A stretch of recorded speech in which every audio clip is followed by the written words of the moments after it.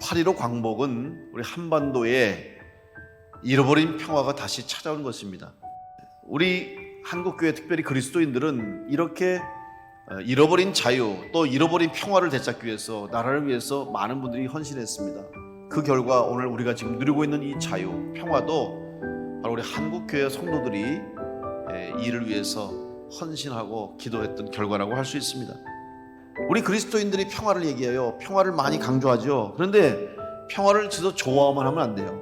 평화를 이야기만 하면 안 돼요. 평화는 우리의 삶 가운데 이루어져야 되고 내가 그 평화를 만들어내야 되는 거예요. 이것을 우리가 피스메이커라고 그러죠. 예수님께서 이 땅에 오셔서 평화를 이루어내셨어요.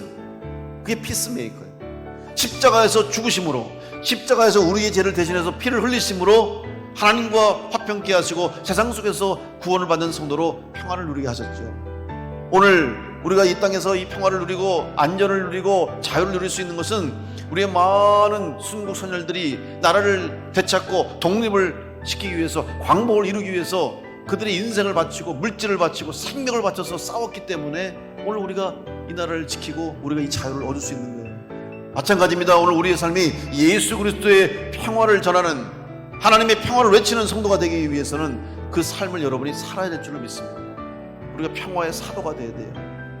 다시 말하면 여러분 삶 가운데 평화가 실천되어야 한다는 의미입니다. 내 가정에서부터, 내 개인적인 사생활에서부터 하나님과의 관계 회복, 사랑과의 관계 회복, 가족 안에서 가족들끼리의 관계 회복, 이런 평화를 통해서 여러분이 평화를 이룰 때에 이 땅 가운데 하나님 주신 평화가 이루어지는 역사가 있게 될 줄로 믿습니다.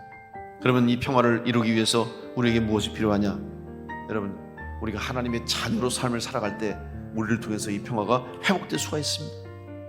하나님의 자녀로 살아가는 것은 무엇을 의미하느냐? 하나님을 닮아간다는 것을 의미하는 거예요.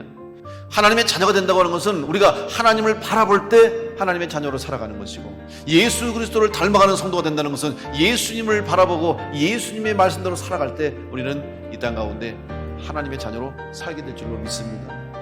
하나님이 미리 아신 자들을 또한 그 아들의 형상을 본받게 하기 위하여 미리 정하셨으니 이는 그로 많은 형제 중에서 맏아들이 되게 하려 하심이라. 여러분, 하나님의 사랑으로, 예수 그리스도의 십자가의 사랑으로 오늘 우리는 구원받은 성도로, 화평케 된 성도로, 이 땅 가운데 다시 평화를 전하는 성도로 살아야 될 줄로 믿습니다.